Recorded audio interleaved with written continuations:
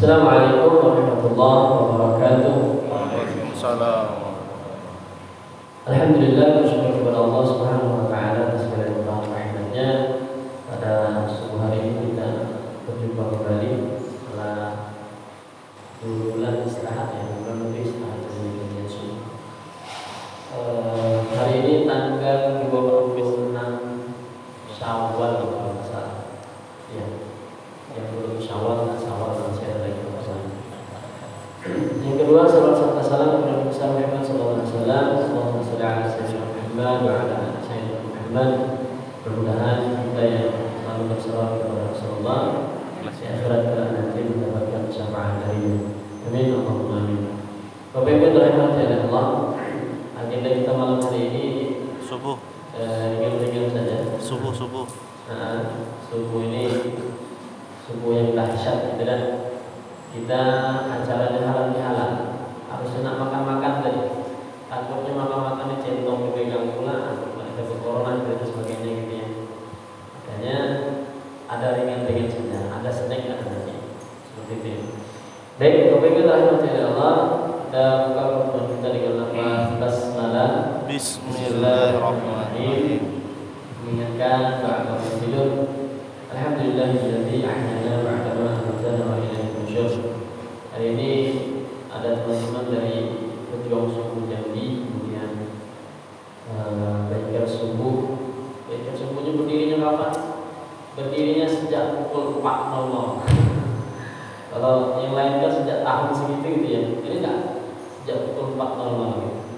Sudah kita tahu bahwa tidur-tidur Bapak Ibu rahmati Allah, hari ini kita bersama Ustaz Haji Muhammad Yusuf LC MPDI. Mudah-mudahan beliau sehat selalu saja. Amin. Dan kita semua juga Allah jaga kita dari segala bala, bencana dan virus dan sekarang ini. Baik, langsung saja kepada Ustaz Muhammad Yusuf. Waktu dan tempat kami persilahkan. Bismillahirrahmanirrahim. Assalamualaikum warahmatullahi wabarakatuh.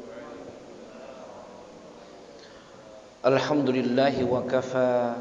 Assalatu wassalamu ala rasulihil mustafa wa ala alihi wa ashabihi ahli sidqi wal wafa. Qala Allah ta'ala fil Qur'anil Karim, ya ayyuhalladzina amanu taqullaha haqqa tuqatih ولا تموتن إلا وأنتم مسلمون. وقال يا أيها الناس اتقوا ربكم الذي خلقكم من نفس واحدة وخلق منها زوجها وبث منهما رجالا كثيرا ونساء واتقوا الله الذي تساءلون به والأرحام إن الله كان عليكم رقيبا. وقال ضربت عليهم الذلة أينما ثقفوا إلا بحبل من الله وحبل من الناس.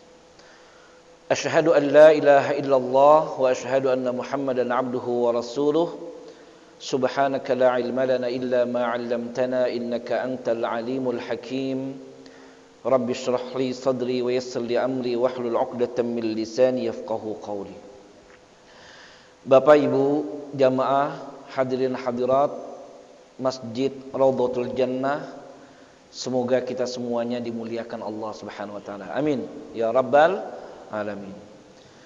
Alhamdulillah, bersyukur kita kepada Allah Subhanahu wa taala karena semua nikmat yang kita dapatkan semuanya itu hanyalah datang hanya dari Allah Subhanahu wa taala.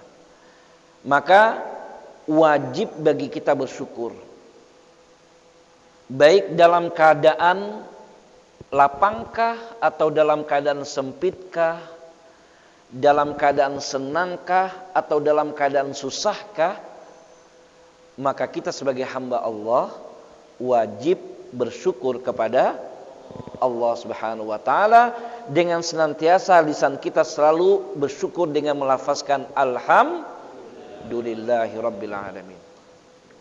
Karena apa? Karena kita mesti harus mengetahui bahwa adanya kita di dunia ini, diciptakannya kita di dunia ini hanya semata-mata hanya untuk beribadah kepada Allah. Wa ma khalaqtul jinna wal insa illa liya'budun. Tidaklah aku ciptakan jin dan manusia kecuali hanya untuk beribadah. Dan adanya kita di masjid ini itu sebagai salah satu rasa syukur kita kepada Allah karena kita mau memanfaatkan kesempatan kita ya hanya untuk semata-mata beribadah hanya kepada Allah. Maka di dalam salat kita ya, kita tidak akan pernah melewatkan doa kita yang kita panjatkan, Allahumma a'inna ala dzikrika wa syukrika wa husni ibadatik. Ya Allah, bimbing sehingga lidah kita ini selalu basah berzikir menyebut nama Allah. Ya. Karena apa? Kalau bukan bimbingan dari Allah, ya, susah kita berzikir. Untuk berbuat baik saja susah kalau Allah tidak bimbing kita. Ya. Nih, sebelumnya kita evaluasi, kita muhasabah. Sebelum kita ada di masjid ini, sebelumnya hari ini hari apa? Hari Ahad, hari Sabtu kemarin, ya. Mulai dari subuh sampai kita tidur, ya. Sampai kita dari bangun kita tidur, ya. Kemudian kita istirahat kembali. Ada enggak lisan kita selalu kita basahi dengan zikir? Kita beristighfar, astaghfirullahalazim. Ya, kita melafazkan kalimat tauhid, la ilaha illallah. Kita berselawat kepada Nabi, Allahumma shalli ala sayyidina Muhammad. Untuk hal yang baik itu, kalau Allah tidak bimbing kita, ya, susah kita untuk menyebutnya, melafazkannya. Betul nggak, Pak? Ya. A'inna ala syukrika. Bersyukur kita kepada Allah atas bimbingan Allah sehingga kita mau memanfaatkan kesempatan yang Allah Subhanahu wa taala yang Allah berikan kepada kita. Nih, kita ada di masjid ini adalah rasa syukur kita kepada Allah. Coba, ada enggak orang yang di luar sana yang masih lelap dengan tidurnya? Ada enggak? Ya, makanya saya yakin seyakin-yakinnya Bapak dan Ibu yang ada di masjid ini adalah Bapak dan Ibu ahli surga. Amin ya rabbal alamin. Kenapa? Karena kita mau mensyukuri setiap apapun yang telah Allah berikan kesempatan kepada kita. Maka Rasulullah menyampaikan al-kais, orang yang cerdas. Siapa mereka yang cerdas? Mandana nafsah, adalah orang yang merasa dirinya kurang. Karena setiap kita pasti kurang. Tidak ada manusia yang sempurna. Kesempurnaan hanya milik Allah Subhanahu wa taala.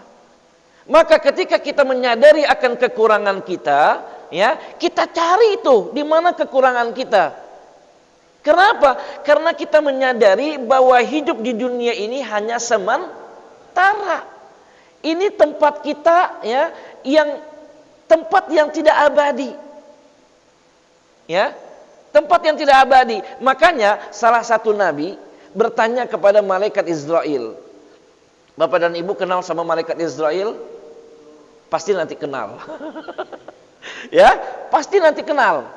Apa yang ditanya salah satu nabi kepada malaikat Israel? Ya, wahai malaikat Israel, sebelum engkau datang, ada enggak peringatan-peringatan? Supaya apa? Supaya setiap manusia, kami hamba Allah, ya, kami sudah mempersiapkannya, ya, sehingga apa? Kan kami pengen dong supaya kami itu plong, supaya kami itu lega, supaya kami itu lepas dari apa yang menjerat di dalam hidup kami, ya.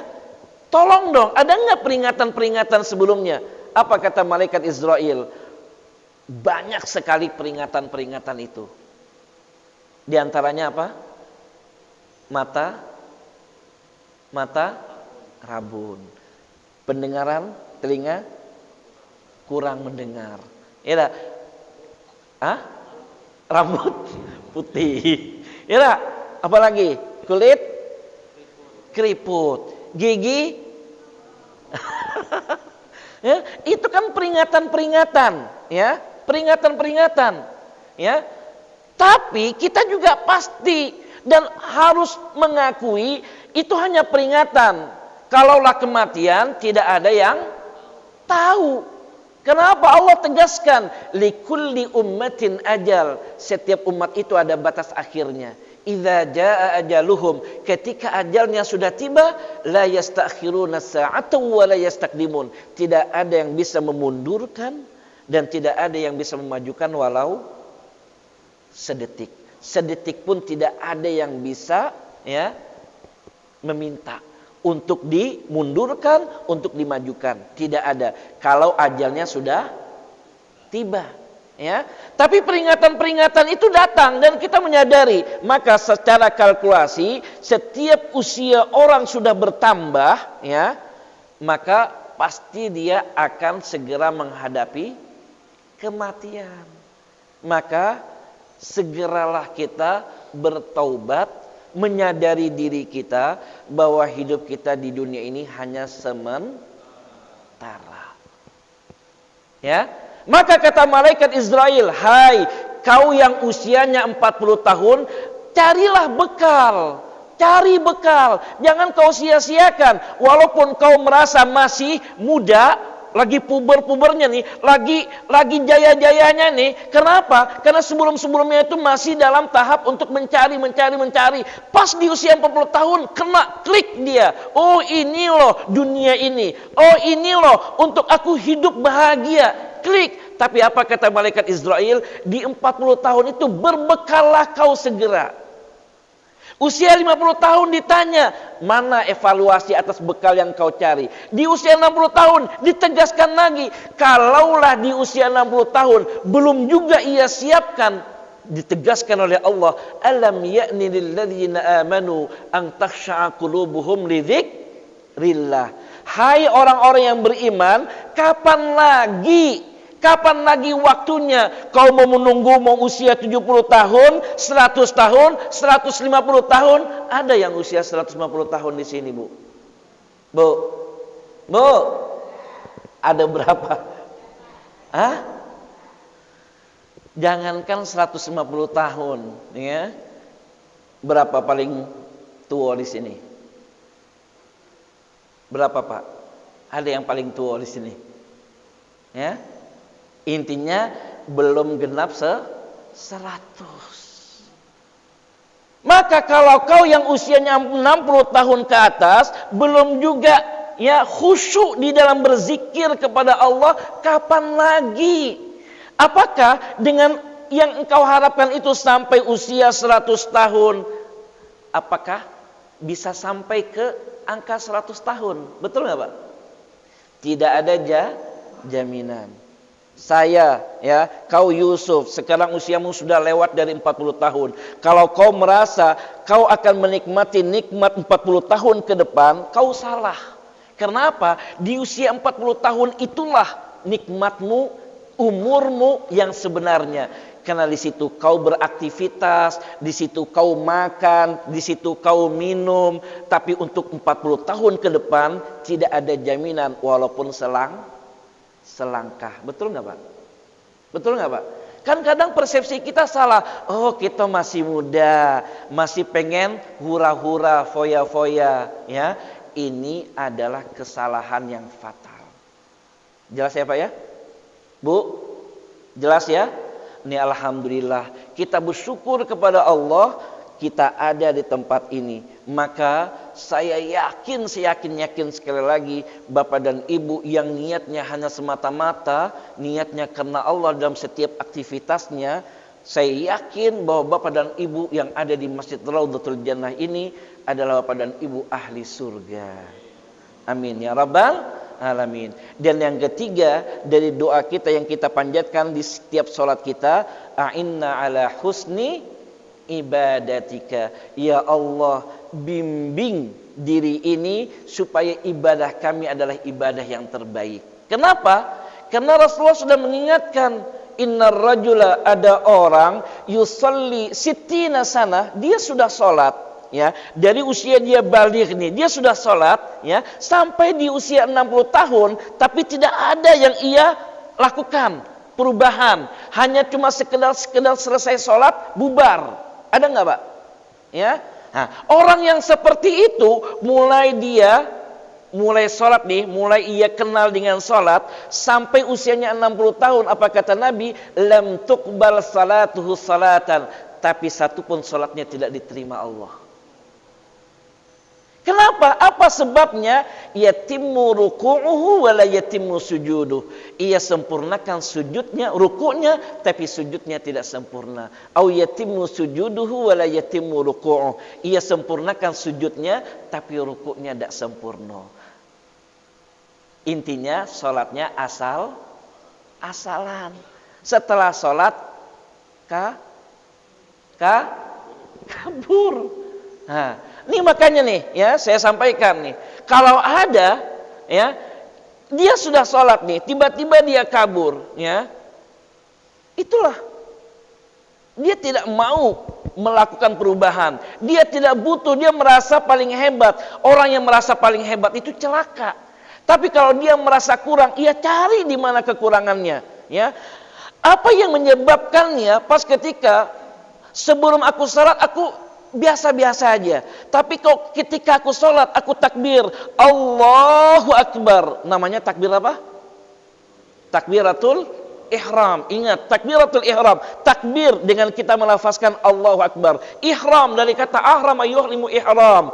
Orang kalau lagi melaksanakan ihram, setelah ia melafazkan niat, maka haram baginya, ya, yang halal pun jadi haram, apalagi yang haram. Ya, contoh yang sunnah pakai minyak wangi nggak boleh lagi, dia kena dam, ya, dan dia kena denda dengan potong hewan, potong kambing.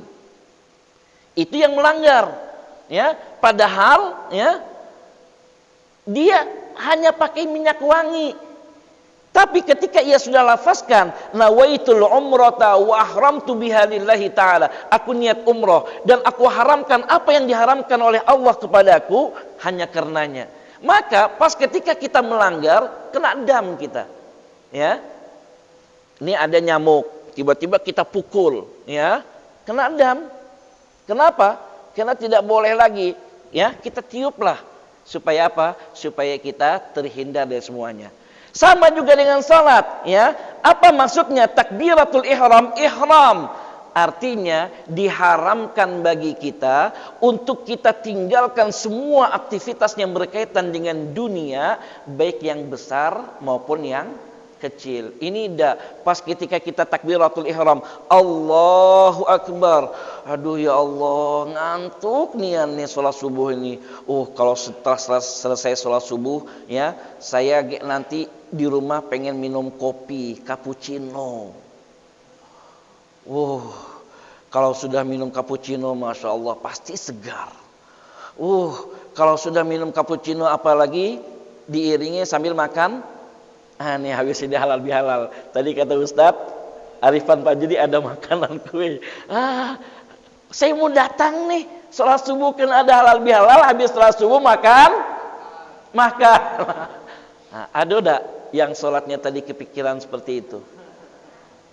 Ada. Alhamdulillah kalau tidak ada, ya. Tapi kalau ada, segera diperbaiki sholatnya. Kalau ia merasa bahwa sholatnya itu masih kepikiran yang lain-lain tentang hal dunia, ya, baik yang kecilkah atau yang besar, ia cari di mana apa yang menyebabkan sholatku ini tidak khusyuk, ya. Ternyata kuncinya ada di Al-Fatihah. Saya kepengen tahu apa rahasia suratul Fatihah. Kenapa? La salata liman la fatihatalah. Tidak sah salatnya kalau ia tidak membaca Al-Fatihah. Apa sih kandungan dari Al-Fatihah? Setelah itu merembet, dia cari semuanya, ia kaji. Ternyata subhanallah, ia bisa merubah salatnya dari yang tadi ia mulai menghayal, ya. Padahal sebelumnya tidak ada kepikiran itu. Setelah selesai salat, selesai hayalannya. Ada enggak, Pak? Kalau ada, segera kita perbaiki. Itulah kata Nabi, orang yang cerdas, ya, Ia cari di mana kekurangannya, setelah ia temukan kekurangannya, ia kerjakan, ia amalkan. Untuk apa ia amalkan? Wa amila lima ba'dal maut. Ia amalkan untuk persiapan buat kematian. Karena setiap kita pasti mati. Kullu nafsin dha'iqatul maut. Setiap yang bernafas. Kita bernafas enggak, Pak? Ada yang tidak bernafas? Mati dia. Ya? Orang yang bernafas dha'iqatul maut, pasti akan merasakan kematian, ya. Maka bersyukur kita pagi hari ini kita sambut panggilan Allah, ya, dengan kita memulai aktivitas yang baik, ya. Dan kata Nabi, kullu amrin dzibalin, setiap perkara yang baik apapun yang pengen kita lakukan, ya, lam yubda bi basmalah, tapi kalau kita tidak awali dengan kita tidak membaca basmalah, fahuwa aqta, maka terputuslah amal kebaikan itu, ya. Yuk mari sama-sama kita awali pengajian kita di pagi hari ini dengan halal bihalal kita ini, dengan kita sama-sama membaca basmalah. Bismillahirrahmanirrahim. Bapak dan Ibu yang saya muliakan, halal bihalal. Halal itu bahasa Arab, ya. Cuma ungkapan ini hanya ada di kita di Indonesia. Di tempat lain nggak ada. Tapi subhanallah, setelah ditelusuri halal bihalal ini jadi mendunia. Sampai Brunei juga mau mengadakannya. Kenapa? Ya, karena ini baik. Halal itu kan artinya apa? Halal itu artinya apa? Lepas, lega, plong. Ini halal. Lawannya apa? Haram. Haram itu artinya apa? Haram itu artinya apa? Tertutup. Masih ada beban, ya, di dalam hati ini. Haram, ya.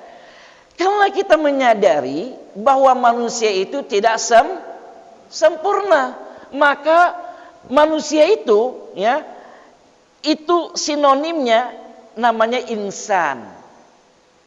Insan itu artinya apa? Manusia. Tapi insan itu juga sudah jadi bahasa Indonesia. Ketika saya sebut insan, Bapak, Ibu, jelas kan? Insan, jelas ya? Insan itu bahasa Arab dari akar kata nasiya yansa. Nasiya itu artinya lupa, khilaf. Maka pepatah Arab mengatakan sumiyal insanu insanan. Manusia dikatakan bahwa dia adalah manusia li'annal insana mahallal khata' wan nisyan, karena manusia itu tempat salah dan khilaf, lupa. Jelas ya Pak ya? Nah, itu manusia. Maka tidak ada manusia yang sempurna. Kita semua ini pasti punya salah, ya. Maka karena kesalahan kita itu kita tidak tahu, ya, ternyata subhanallah, ya, dicetuskanlah halal bihalal. Dari mana? Ternyata setelah ditelusuri ada 3 doa yang dipanjatkan oleh malaikat Jibril. Bapak dan Ibu kenal malaikat Jibril? Ya. Malaikat itu Pak, jumlahnya itu tidak terhitung. Setiap hari tidak kurang dari 70.000 malaikat tawaf di Baitul Ma'mur. Setelah itu tidak pernah kembali lagi. Setiap hari tidak kurang dari 70.000, habis itu lagi kembali. Berarti hari berikutnya gantian lagi 70.000, hari berikutnya lagi gantian lagi 70.000. Mulai dari dunia ini diciptakan sampai nanti berakhir. Coba berapa jumlah malaikat? Saking banyaknya. Dan jenderal para malaikat itu siapa? Malaikat Jibril. Nah, ini malaikat Jibril berdoa kepada Allah, jenderalnya para malaikat, dan yang mengaminkan itu adalah kekasih Allah, manusia yang terbaik, pilihan Allah. Disandangkan lafzul jalalah Allah, di samping Allah ada Muhammad. Allahumma salli ala Sayyidina Muhammad. Ya, kenapa? Kata malaikat Jibril pas waktu di bulan puasa, bu'dan, celaka liman dzukirta indah, yang namamu wahai Muhammad disebut, ya, falam yusalli alaika, tetapi umatmu tidak menyebutnya, tidak bersalawat kepadanya. Maka setiap nama Nabi Muhammad disebut, maka wajib kita untuk bersalawat kepada beliau. Allahumma salli ala Sayyidina Muhammad wa ala ali Sayyidina Muhammad, Allahumma salli sallim alaihi. Jelas ya Pak ya? Nah, ya. Nah, dan di bulan Syawal ini, ya, ditecusnya halal bihalal, ternyata malaikat Jibril kembali berdoa dan meminta kepada Nabi Muhammad untuk mengaminkan. Apa doa yang pertama? Ya, doa yang pertama adalah celaka bagi seorang anak yang ibadah dan puasanya tidak diterima oleh Allah kalau si anak itu durhaka kepada orang tua.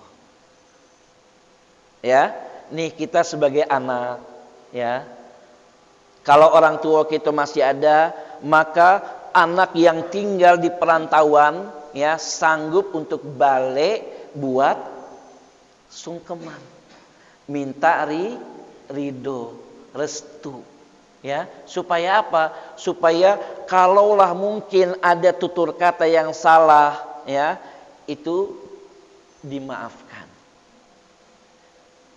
Kalaulah orang-orang yang merantau istilahnya itu bela-belain, ya, supaya pulang, tapi ternyata kalau sekarang kondisinya masih tertutup.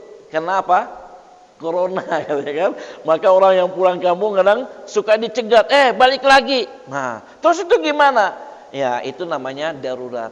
Ad-daruratu tubihul mahdzurat. Sehingga yang tadi kita pengen pulang, tahunya terhalang, ya, paling tidak, ya, kena kondisi yang belum memungkinkan, ya, akhirnya lewat video call.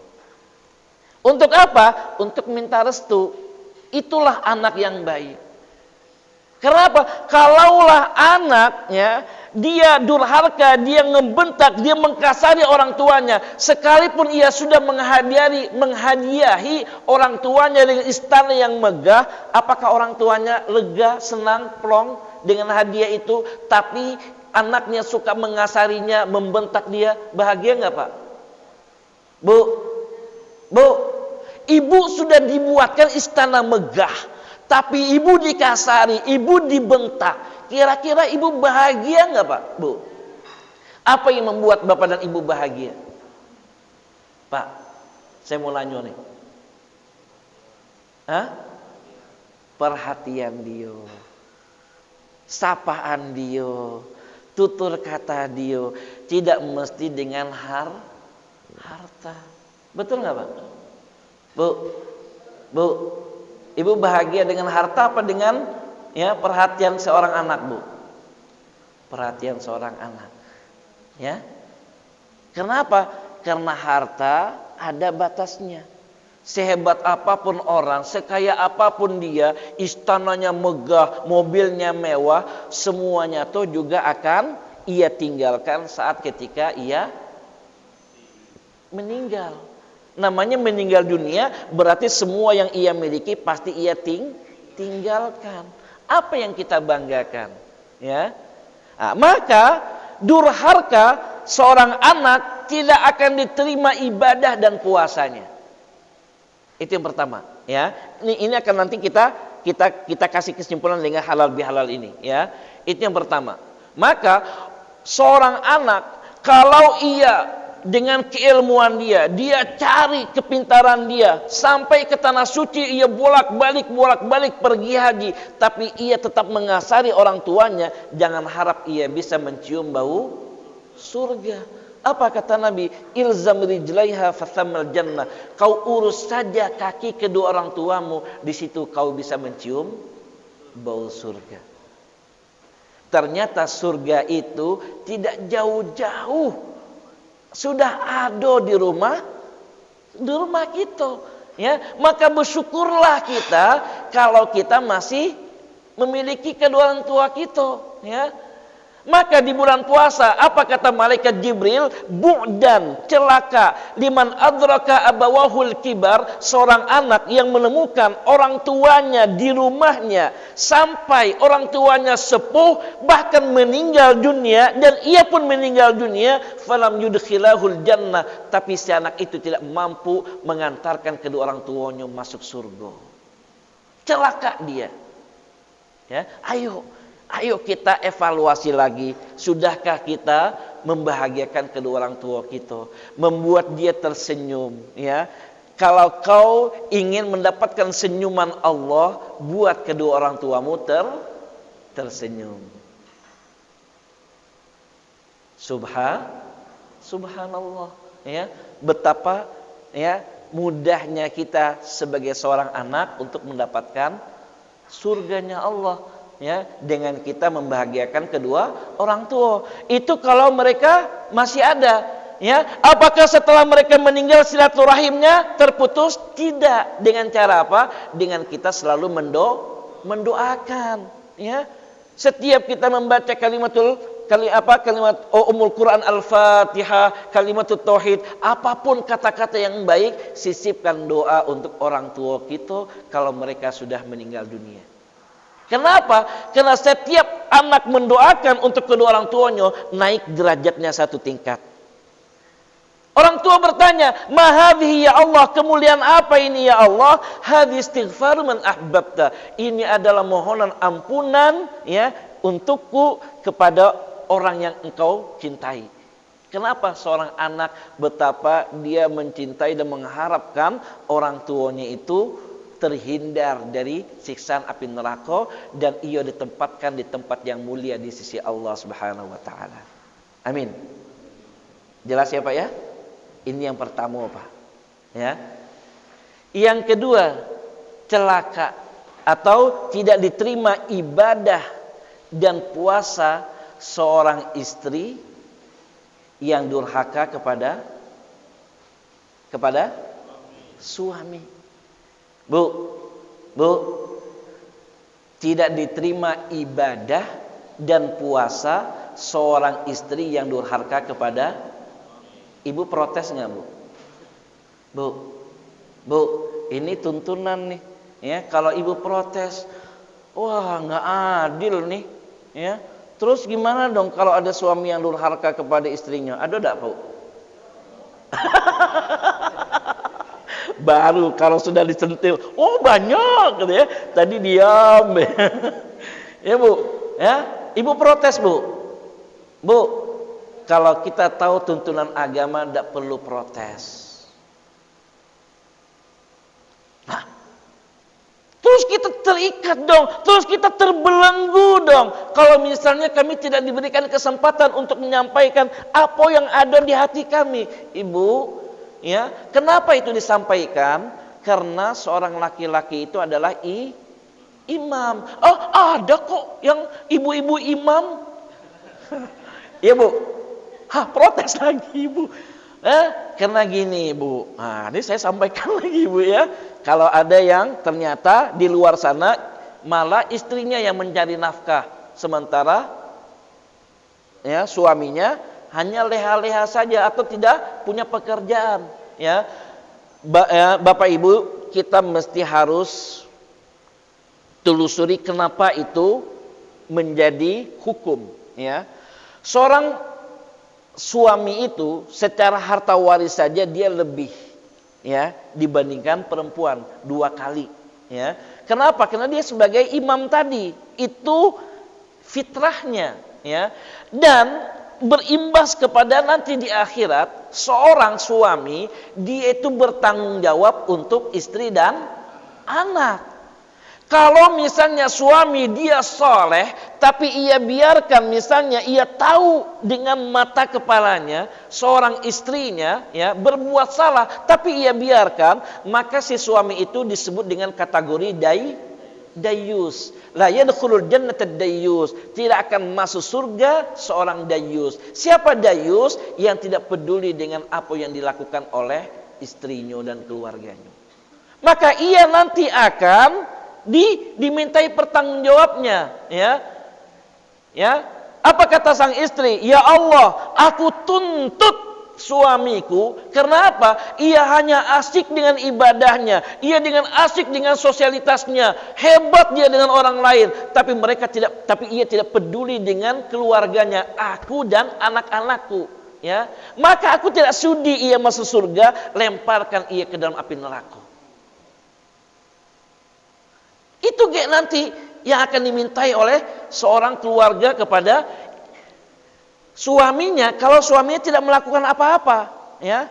Maka kata imam itu kalau dia mencakup akan 3 hal. Pertama, ia ngasih perhatian. Bu, ibu saat ketika suami lagi pulang kerja, lagi capek-capeknya, panas lagi cuaca saat itu, tentunya haus. Ya, tiba-tiba ibu tahu suami datang, langsung ke dapur menyiapkan air minum, air putih. Ya, suamiku minumlah. Ya, maka saat ketika dihidangkan kemudian diminum oleh si suami itu, wajib si suami paling tidak mengatakan makasih sayang. Ada nggak, Bu? Ini pertama nih, kalau tidak ada berarti dipertanyakan dia sebagai imam. Bu ya.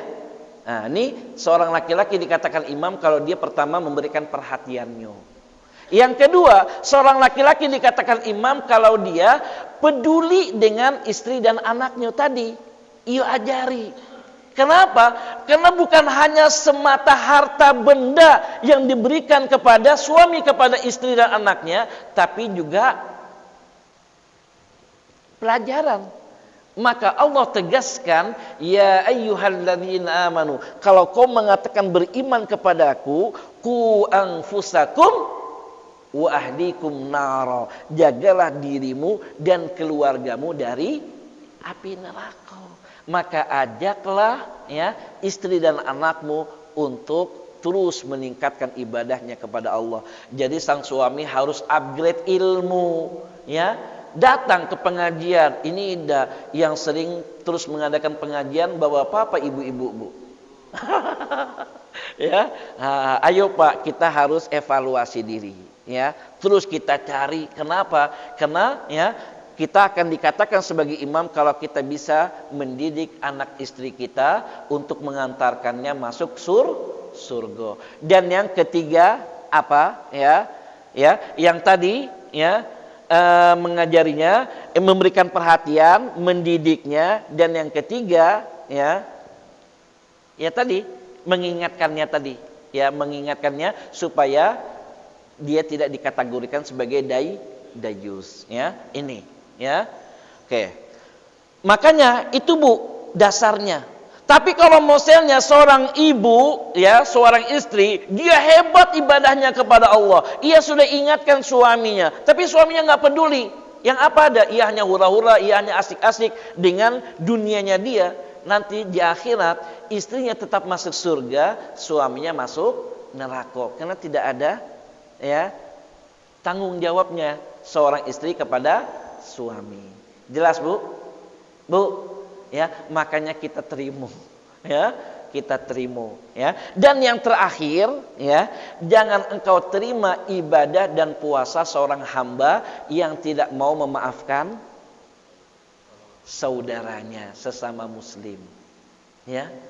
Ayo, ya, karena memang ini luar biasa susahnya memaafkan itu. Meminta maaf kita gampang untuk kita lafazkan, maaf ya. Tapi kadang kita mau memaafkannya itu susah. Maka ganjarannya wal afina 'anin nas, orang yang memaafkan manusia, maka ia berhak untuk mendapatkan surga seluas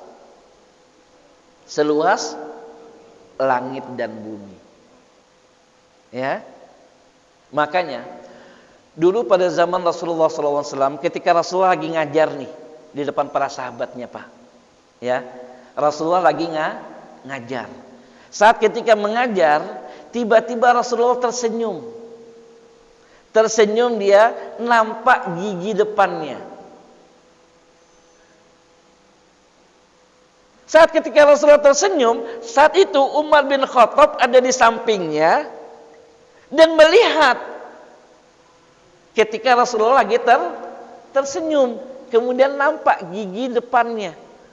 Wahai Rasulullah, apa yang membuatmu tersenyum? Apa kata Rasulullah? Wahai para sahabatku, aku melihat, ya, diajarkan nih, ya, ada 2 orang manusia saat itu lagi menghadap bersimpuh di hadapan Allah Subhanahu wa taala dengan menunduk. Yang satu mengadu atas apa yang telah diperlakukan oleh saudara yang ada di sampingnya. Ya Allah, aku pernah ia zolimi saat aku di dunia. Ya, maka hari ini aku pengen kebaikannya itu beralih kepadaku. Tapi apa kata Allah?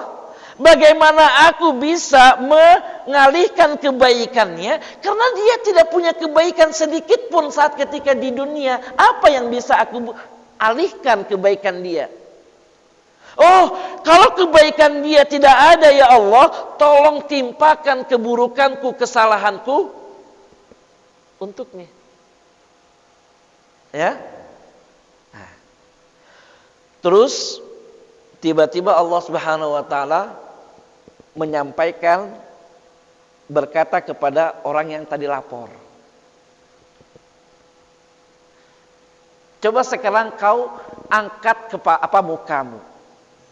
Saat ketika dia mengangkat mukanya, ya Allah, aku melihat di depanku ini ada istana yang megah, terbuat dari emas dan intan berlian.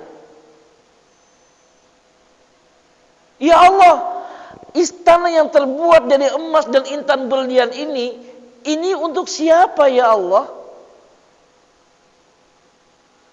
Allah menjawab, meresponnya, istana yang terbuat dari emas dan intan berlian ini hanya orang yang sanggup untuk membayarnya, baru dia bisa mendapatkannya. Coba Bapak dan Ibu punya uang, ya, banyak miliaran. Bapak dan Ibu pengen nih, suka dengan rumah istana yang megah, harganya 30 miliar. Pengen beli nggak? Uang ada, pengen lagi. Beli nggak Pak? Beli kan? Pengen, uang ada. Ya, berarti bisa dibayar. Ya? Nah, sama nih. Ya, ia bertanya, wahai Allah, siapa yang bisa sanggup untuk membayarnya ya Allah? Saya pengen istana yang terbuat dari emas dan berlian ini, saya pengen. Kamu bisa kok untuk membayarnya. Hah? Terheran-heran dia. Ternyata saya bisa. Bagaimana ya Allah saya bisa mendapatkannya? Untuk saya bisa bayarnya itu dengan cara apa? Apa kata Allah? Dengan kau memaafkan saudaramu itu. Itulah balasan orang yang mau memaafkan. Tapi kalau misalnya begitu, jangan pula serta-merta ya kita zolimi saudara kita. Ingat ya, apa kata Rasulullah? Atadruna mal muflis? Wahai para sahabatku, kau tahu nggak orang yang bangkrut? Ini mengingatkan kepada kita memaafkan orang, tapi jangan sampai kita berbuat zalim. Makanya ditanya, atadruna mal muflis? Tahukah engkau orang yang bangkrut? Apa kata para sahabat? Man la dirham wa la mata. Orang yang bangkrut itu ya Rasulullah adalah orang yang tidak punya harta. Betul nggak Pak?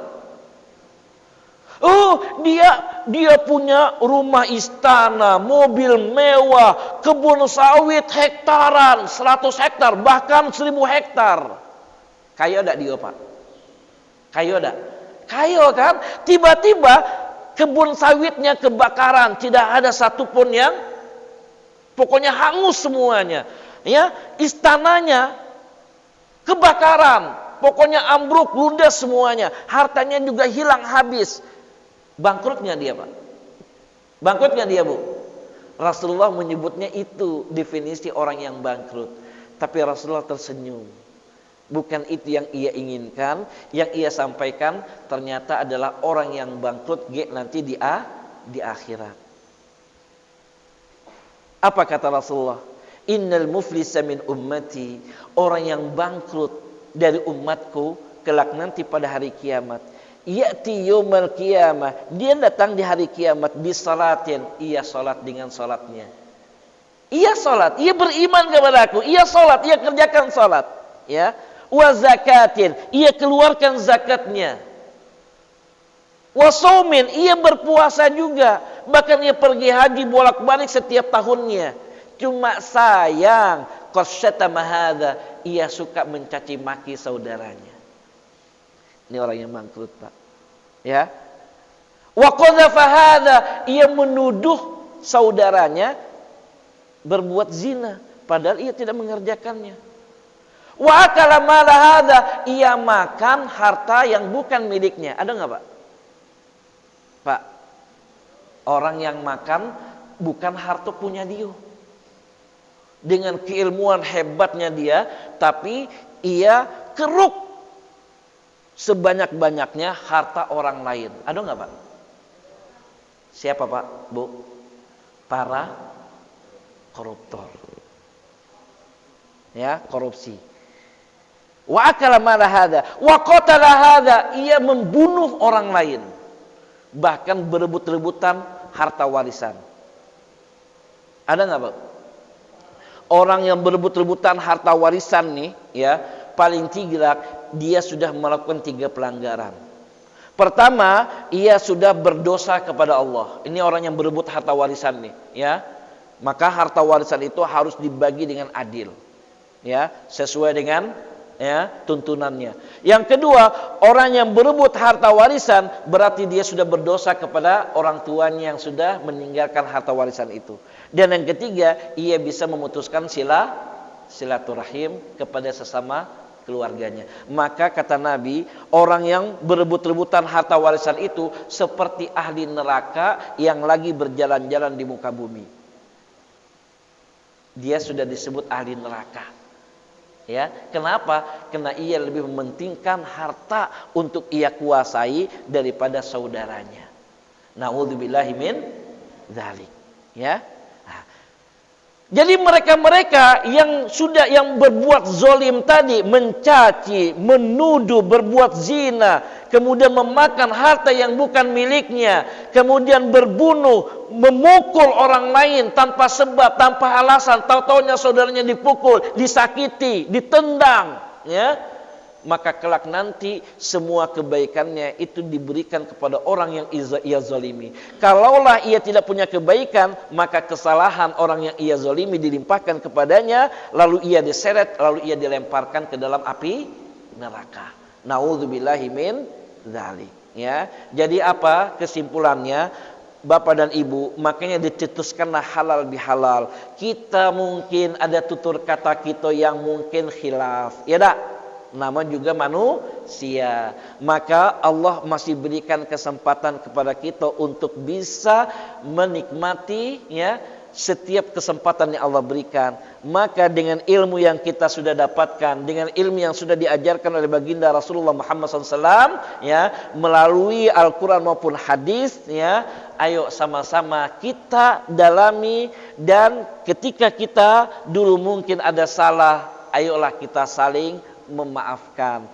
Plong rasanya, lega, ya, puas dengan, ya, sama-sama saling memaafkan. Dan saling memaafkan itu tidak hanya di bulan Syawal, terus menerus. Setiap kita melakukan kesalahan, namanya juga manusia khilaf, terus kita meminta maaf. Tapi paling tidak ada doa yang tadi sudah dipanjatkan oleh malaikat Jibril saat ketika sholat Idul Fitri sudah dilaksanakan. Itulah 3 doa tadi, ya. Semoga kita terus haus dengan ilmu, sehingga kita pun juga bisa mengerjakan sesuatu dengan tepat dan baik, ya. Ini yang bisa saya sampaikan. Sekiranya memang ada pertanyaan, ya. Ya. Buka pertanyaan, ya. Oke, silakan. Fadhol, Ustaz.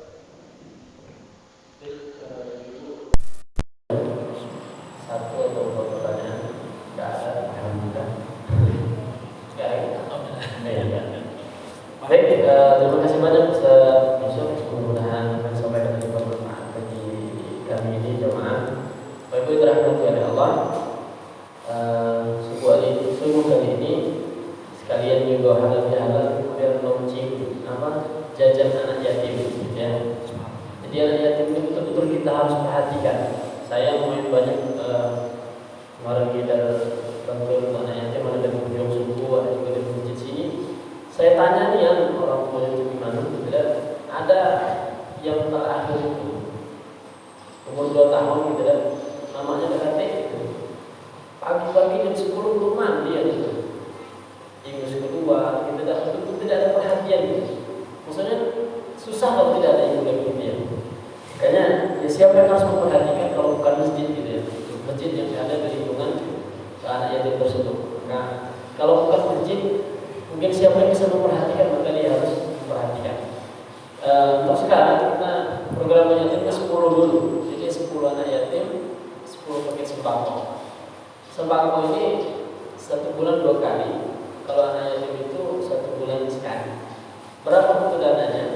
Anak yatim sudah kita budgetkan. 1 anak itu dapat uang 100.000, kemudian jajannya 50.000. Artinya 10 anak yatim membutuhkan 1.500.000. Itu belum dijalankan. Jadi Bapak Ibu yang mau ikut atau yang Allah Subhanahu Wa Taala berikan kelebihan hartanya atau bisa banyak channelnya gitu ya. Pokoknya ketika diedar WA share semua itu luar biasa. Karena tipe kita ini ada 3. Yang pertama, tipe orang itu tidak perlu diingatkan gitu. Kalau ada atau tidak di program tiba-tiba keluar ke duit, nah ini programnya duitnya. Itu yang pertama. Tipe yang kedua, dia harus diingatkan atau harus ada gambarnya seperti itu. Pak, besok ada program yatim. Oh, saya ikut gitu karena ada tipenya gitu. Ada yang tipe kedua. Dan tipe yang ketiga nih diingatkan tidak ikut, diajak juga tidak mau. Nah, jangan sampai kita jadi tipe yang kedua ya. Mudah-mudahan kita bisa membantu saudara kita yang membutuhkan. Mudah-mudahan kita semua menjadi ahli surga. Allah Subhanahu wa taala. Amin. Kalau mohon maaf, kita pokoknya kalau tidak salam-salaman, kalau kata pepatah tuh pengen rasanya buluk-bulung gitu kan. Tapi apalah daya tangan tak sampai gitu ya. Pengen rasanya datang ke rumah tapi tidak pas di rumah tutup pintunya. Takut corona gitu ya. Jadi melalui majelis ini kita sama-sama saling memaafkan. Insyaallah kita mulai dari 00 lagi gitu ya. Mudah-mudahan hari ini 00 sampai tahun depan 00 lagi. Artinya kita tidak ada prasangka buruk dan tidak ada dosa sama saudara kita. Sehingga kita masuk surga dengan gampang karena tidak ada dosa dengan saudara. Mohon maaf, kita tutup dengan doa kepada majelis. Subhanallah.